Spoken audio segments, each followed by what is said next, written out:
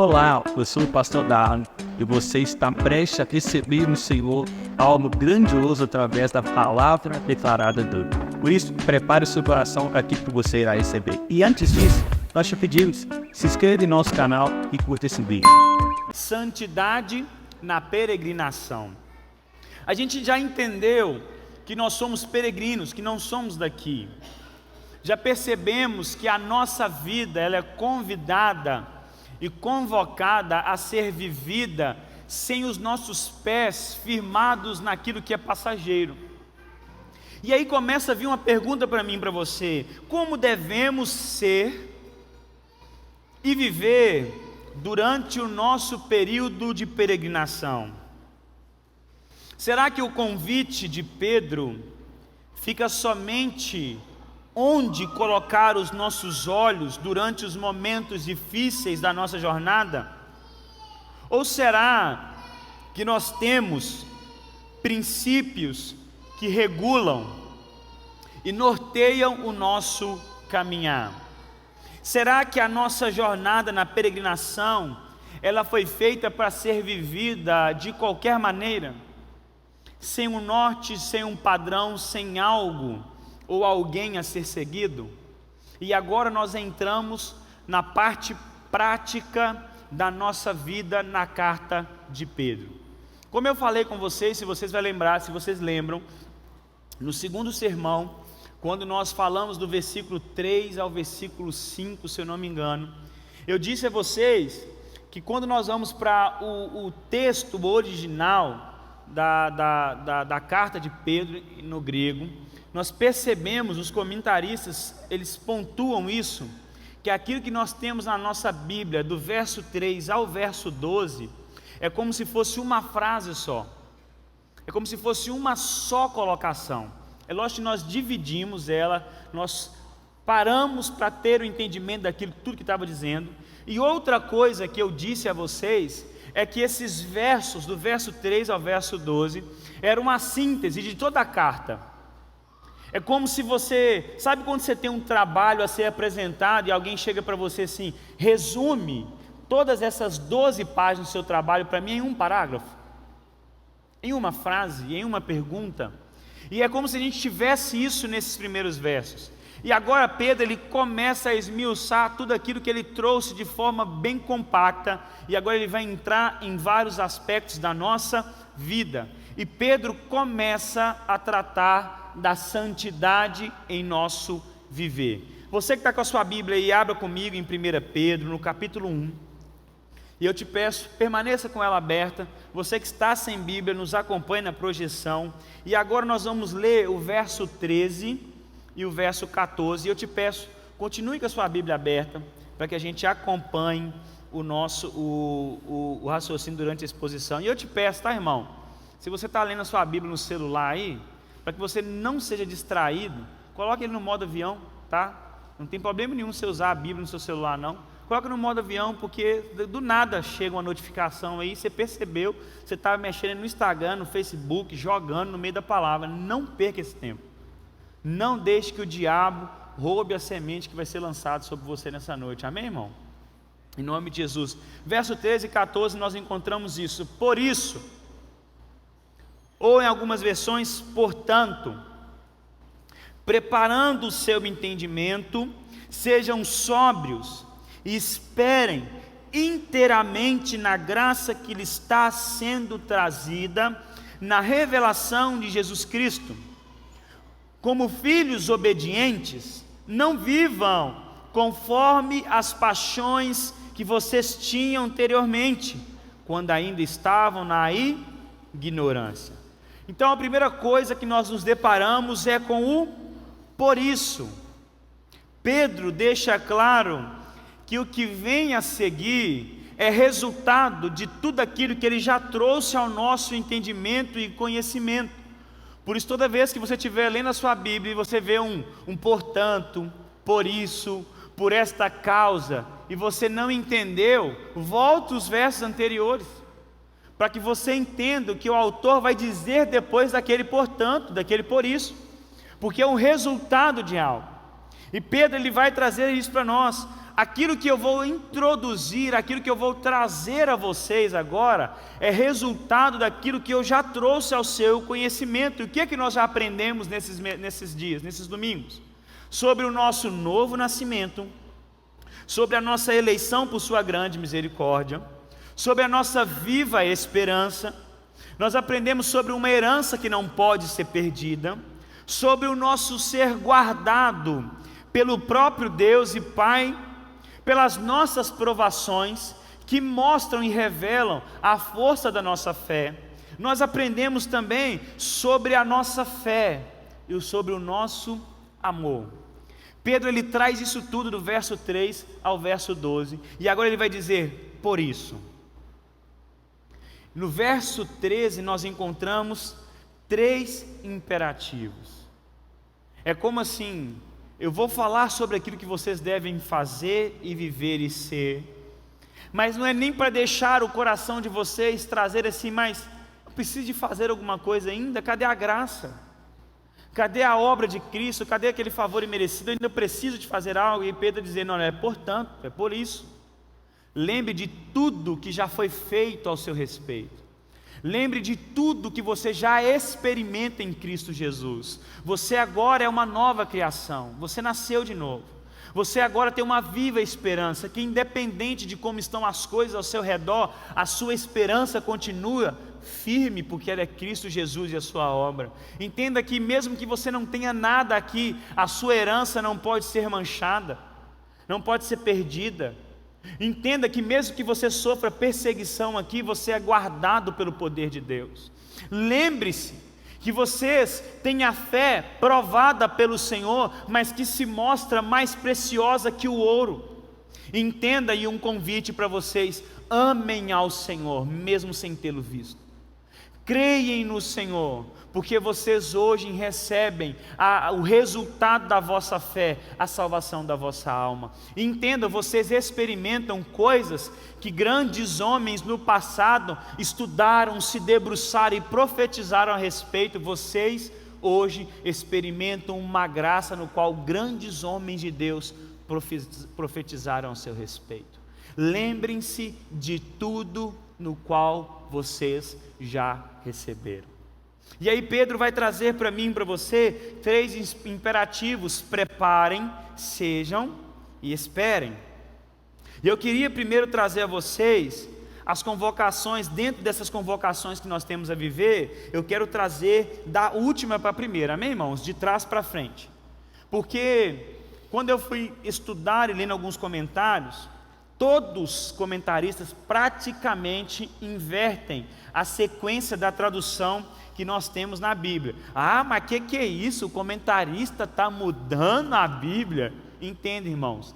Por isso que nós temos um tanto de tipo de tradução diferente, amém? Eu li aí, provavelmente um tanto de gente tem a diferença da minha, amém? Porque cada editora escolheu um método de tradução da Bíblia, amém?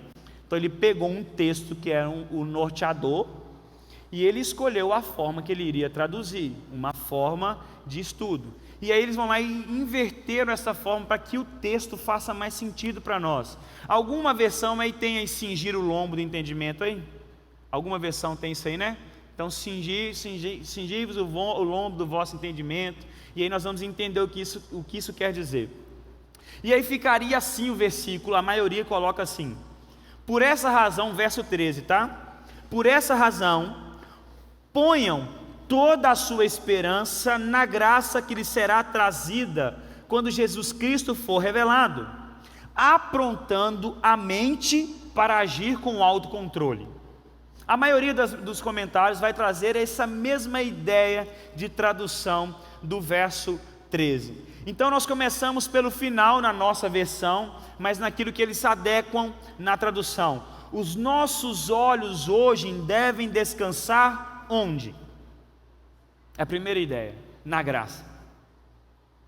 Onde os nossos olhos devem estar fixos? Por isso que quando nós encontramos o imperativo, faça, morra, carregue, sangue na luta pelo pecado, nós não podemos trazer sobre nós e no nosso coração uma reclamação, porque os nossos olhos primeiramente estão fixos na graça que já foi nos entregue e ainda será revelada de forma plena quando o Senhor se revelar. O primeiro imperativo, e que ainda é um resultado de bênção para mim e para você, é: descanse os seus olhos, coloque os seus olhos, esperem inteiramente na graça que já recebemos, mas que ainda será trazida no dia da revelação de Jesus Cristo.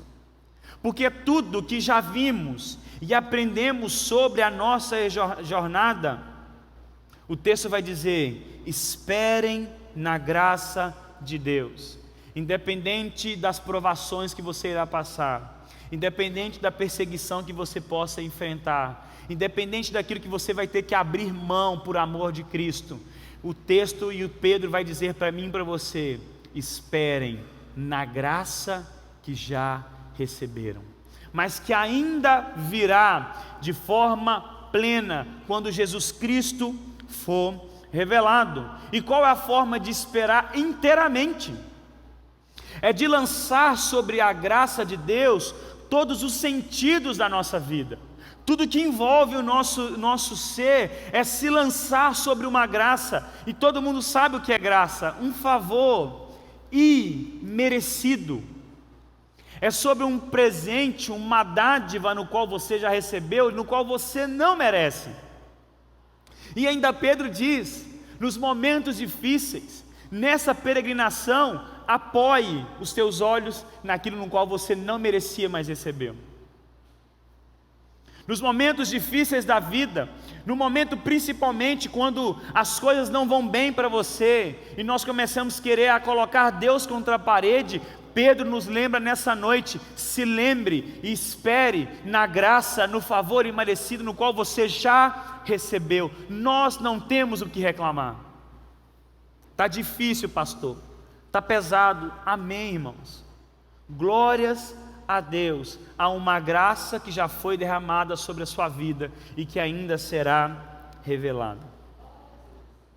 Amém. E o nosso esperar, e é maravilhoso, sabe por quê? O nosso esperar, o depositar da nossa esperança, não é como um desejo forte sobre uma possibilidade de futuro. Amém?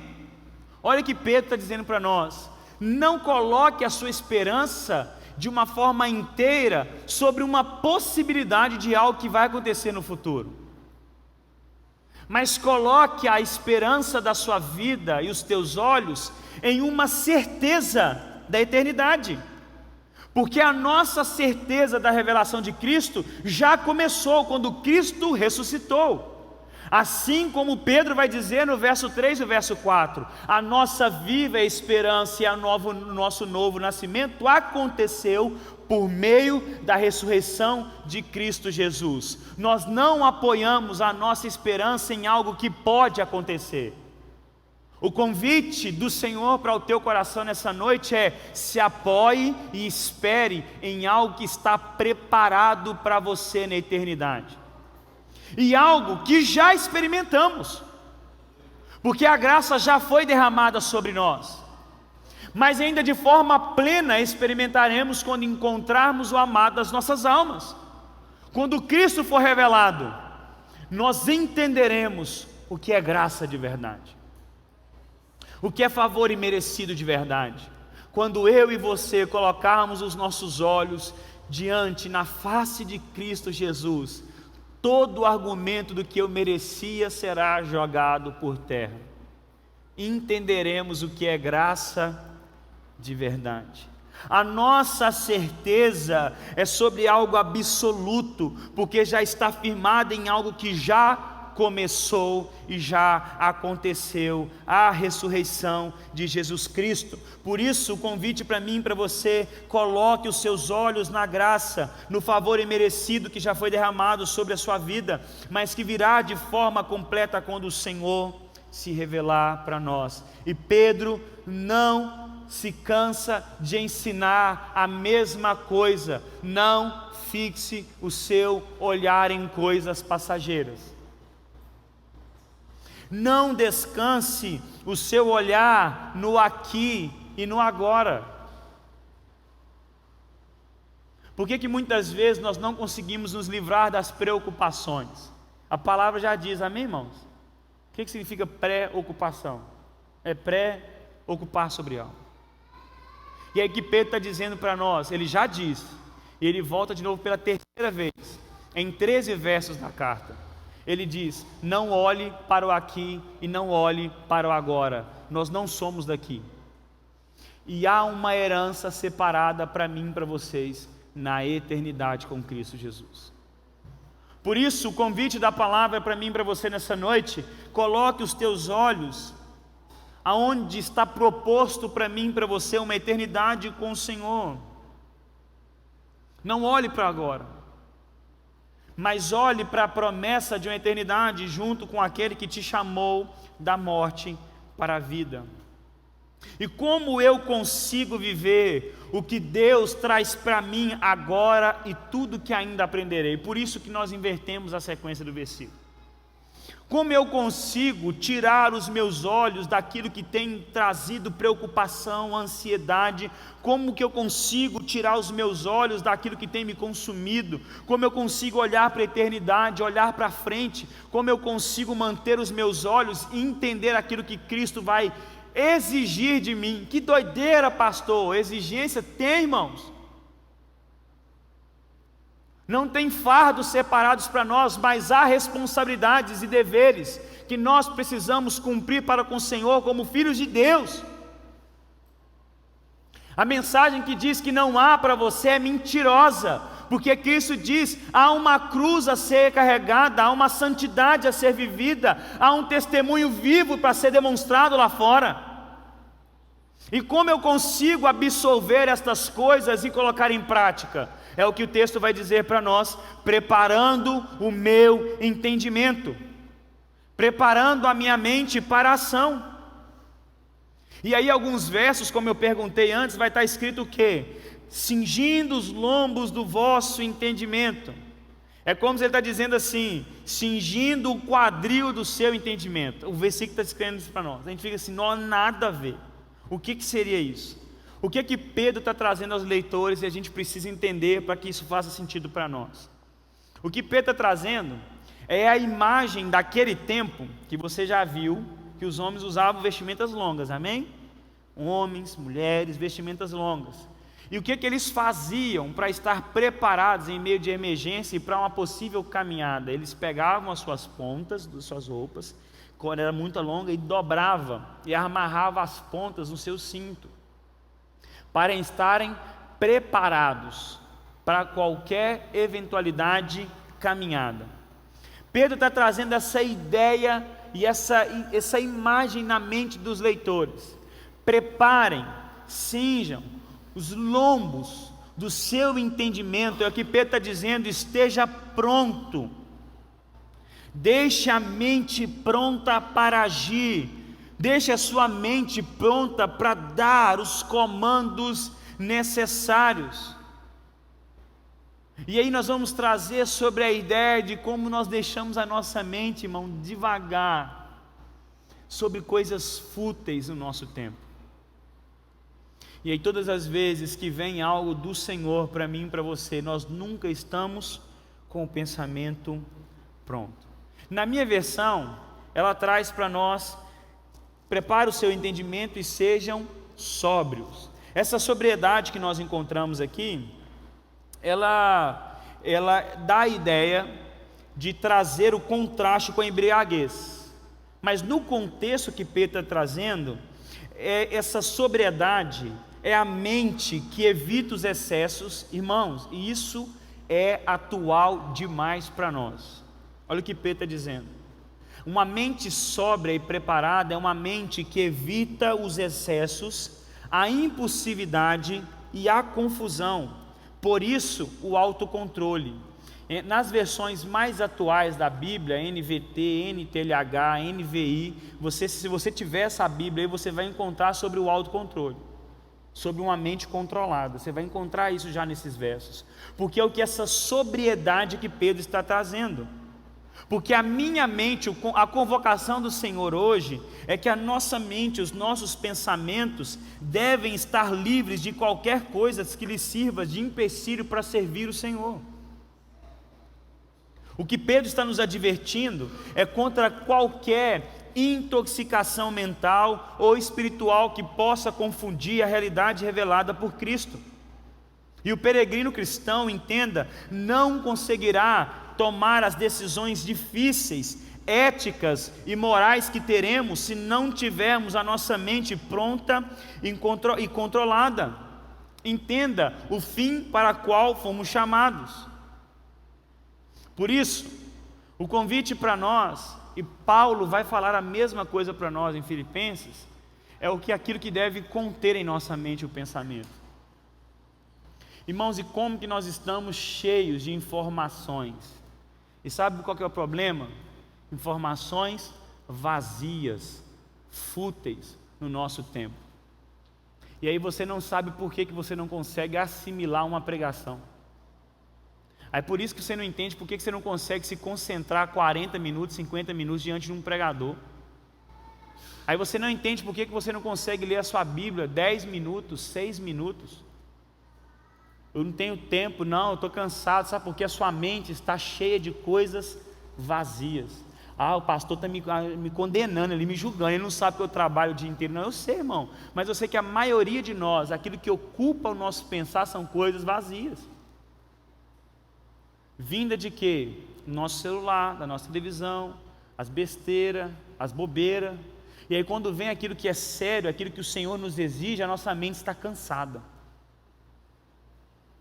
Eu não sei o quanto tempo que eu demoro para ler um capítulo. Faz um teste, pega o seu aplicativo aí, se ele tiver áudio. Vê quanto tempo que vai demorar se você não acelerar a Bíblia.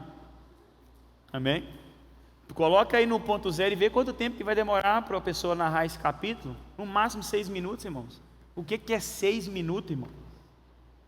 É 6 rios idiota que a gente assiste. Eu falei a gente porque eu me coloco também. Amém?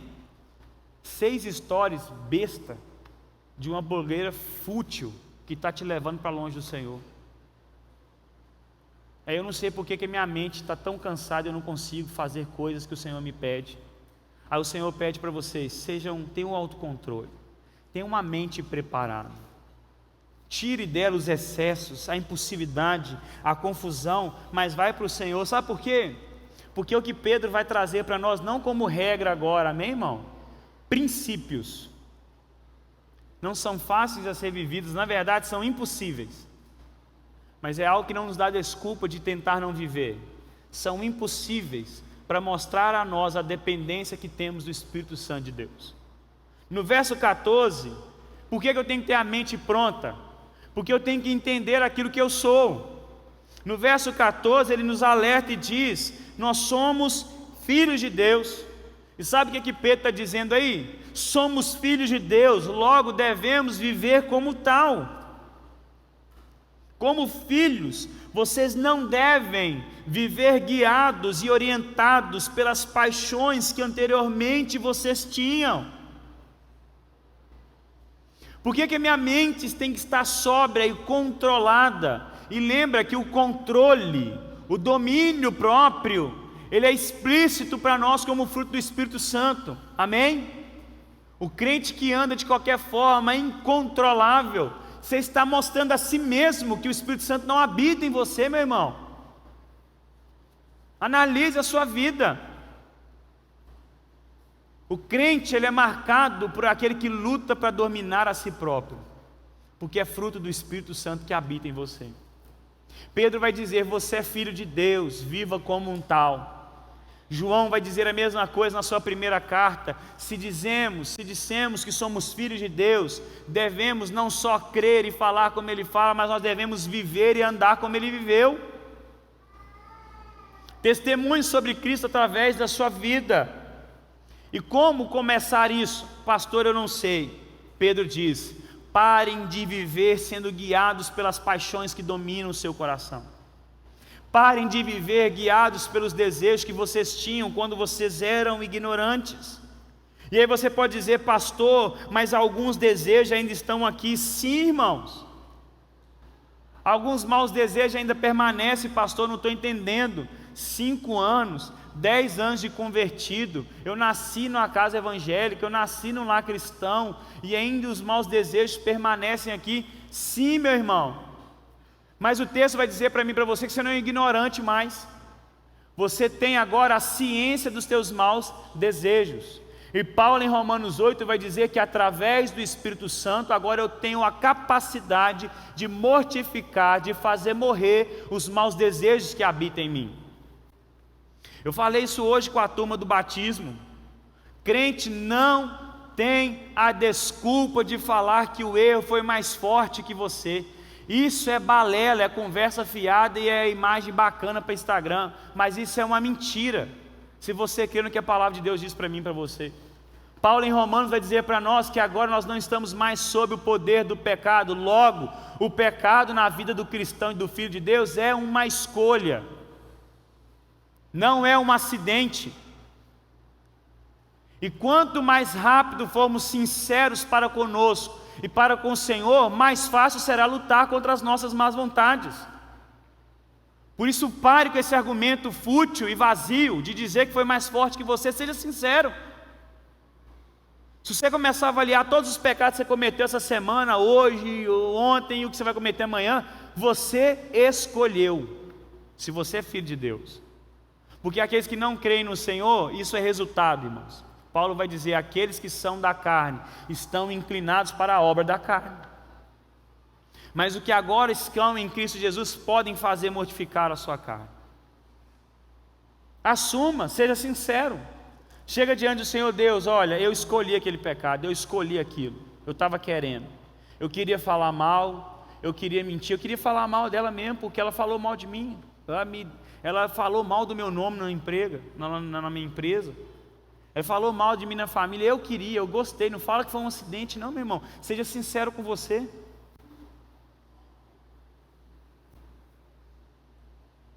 Sabe por quê? O texto vai dizer agora: vocês viviam por suas paixões, porque vocês eram ignorantes. O que é ignorante, irmão?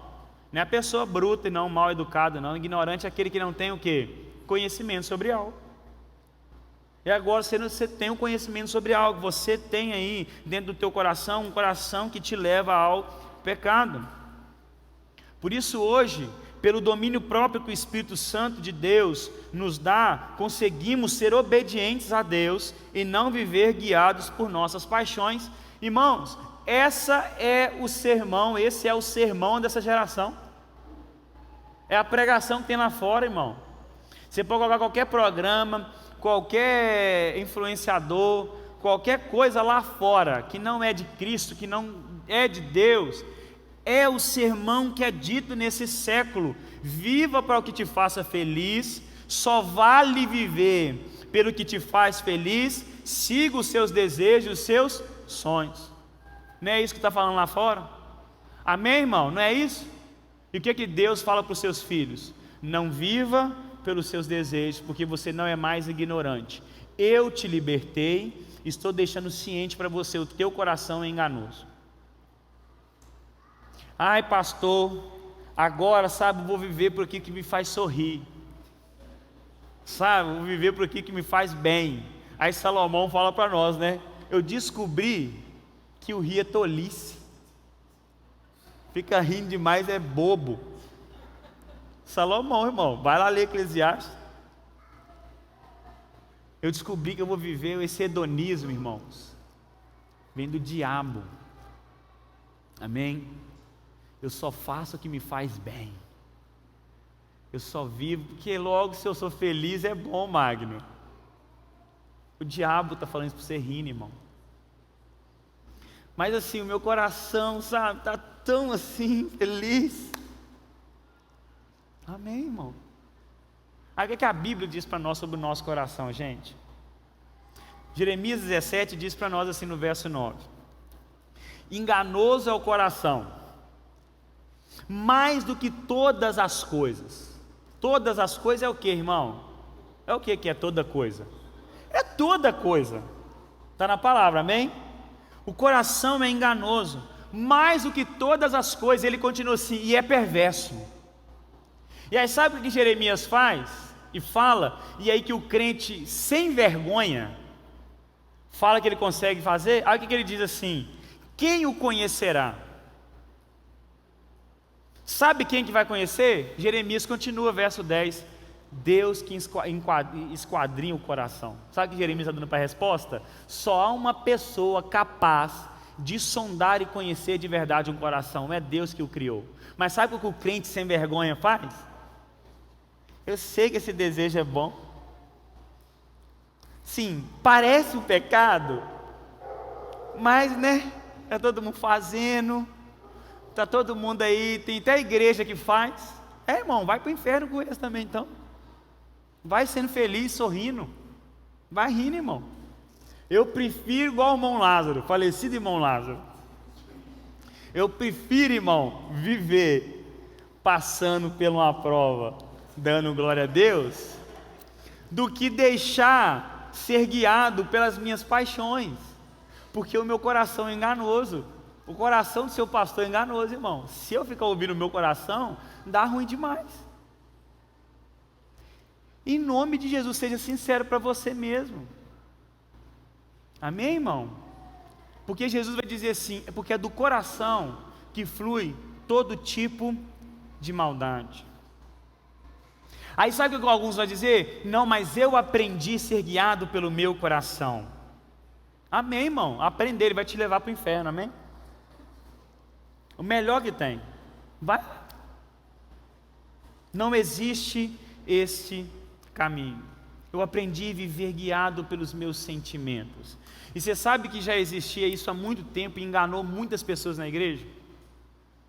Porque as pessoas podem estar pensando assim, não, mas eu sou convertido, eu sou filho de Deus, meu coração é regenerado. O que Paulo fala para nós em Gálatas? Há uma guerra acontecendo. Qual o momento da nossa vida, gente? É uma vez por semana? Segunda-feira, pior dia da semana.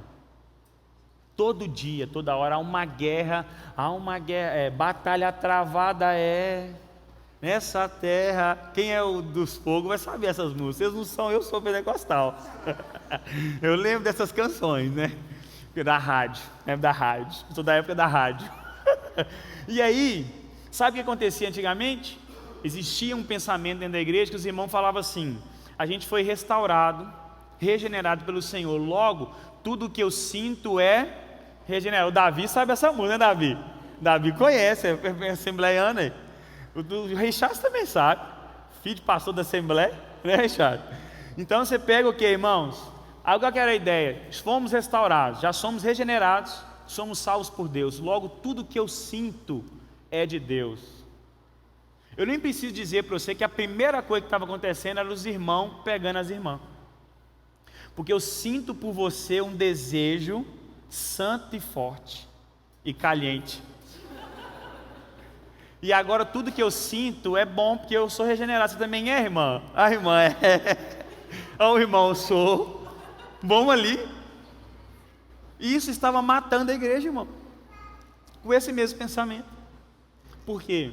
Eu sou regenerado, sou filho de Deus, meu coração não me engana mais. Só Deus pode esquadrinhar o seu coração. Quer um conselho bíblico para você? Duvide de todos os seus desejos. Amém, irmão? 15 anos de igreja, pode ser irmã da aleluia, pode ser pastor, pode ser apóstolo, pai apóstolo, patriarca, tudo, irmão. Duvide, duvide do seu coração. Duvide. O que o salmista está dizendo quando ele vai falar assim: sonda o meu coração e vê se há algum caminho mau? Já leu esse salmo todo, irmão? Sabe o que ele está fazendo? O salmista está pedindo justiça pelo povo de Deus. Seja justo, Senhor. O salmista está assim, não com essas palavras, né? Quebra o dente, quebra a mão. O salmista desse jeito. Quebra o povo que está se levantando contra o Senhor. O salmista fazendo uma oração coerente para um povo de Deus. Ele está pedindo justiça a Deus e não para o outro. E não para alguém do povo de Deus fazer justiça. Ele está pedindo o próprio Deus para fazer justiça. Mas no final, sabe o que ele faz? Senhor, sonda o meu coração e vê se há algum caminho mau. Vê se nesse pedido meu há uma motivação que não vem do Senhor. Mas nós sabemos, irmão, Nós conhecemos o coração. Quem não sabe é os irmãos. Quem sabe somos nós. Por isso, o convite nessa noite, para mim e para você, é entender que nós não somos mais ignorantes. E o Senhor te traz e te chama de filho. Quem é liberto pelo Senhor, diga um glória a Deus aí, meu irmão. Pode levantar, meu irmão. Pode levantar. Fala assim, eu sou livre pelo Espírito Santo de Deus. Irmãos, não minta para si mesmo. Sabe por quê? O seu Pai está te esperando para te fortalecer. O seu Pai está te esperando não para te julgar e condenar, Ele está te esperando para fortalecer os teus pés. Efésios 6:10 diz assim: fortaleçam na força do poder do Senhor. Para quê? Para que vocês consigam resistir aos dardos inflamados do diabo. Deus sabe que você sozinho não dá conta. E por isso Ele está assim, vem para mim. Corre ao meu encontro. Porque é eu que vou te fazer passar por essa prova. Eu que vou te fazer entender que esse caminho não é para você, pode ser para o outro. Mas assim como Paulo disse para Timóteo, tu porém, eles podem. Tu porém, permaneça firme na palavra e naquilo que já foi revelado a teu respeito. Amém? Coloque-te de pé no seu lugar, em nome de Jesus.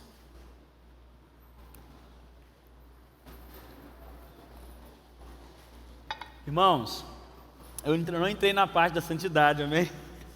Vai ficar para domingo que vem. Não, domingo que vem eu não prego não. Mas amém. Foi o que o Senhor nos orientou nessa noite.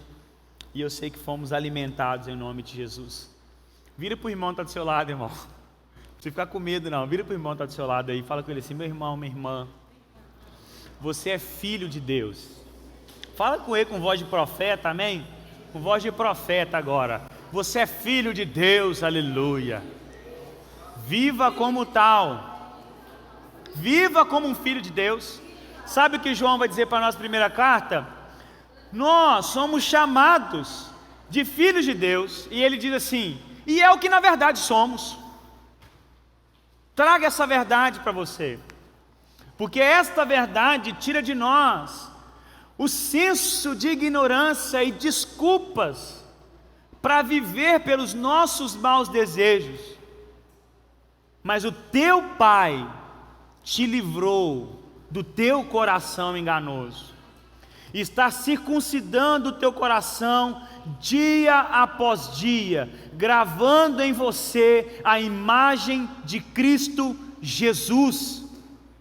Por isso hoje e amanhã a nossa mente vai estar preparada. Eu quero ser obediente ao meu Pai, e eu vou viver como aquele que anda com uma mente e um entendimento preparado, em nome de Jesus. Fecha os teus olhos no seu lugar.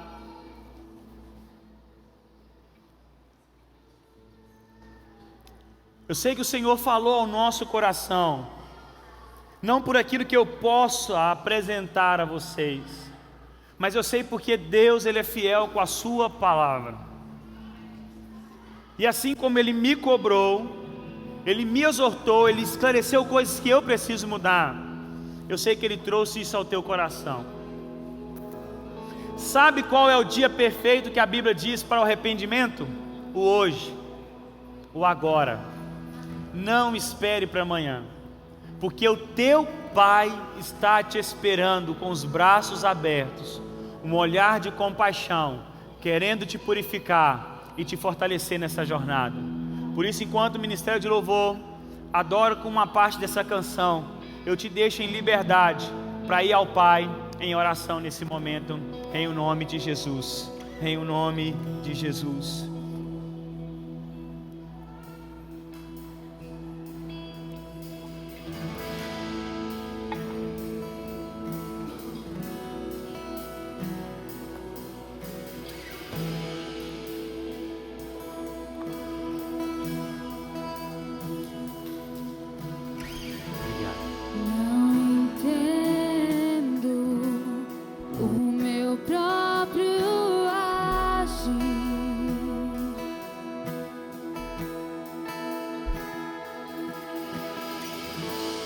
Sem tua graça, o que seria de mim? A sua graça já foi derramada sobre nós. Não entendo o meu próprio agir.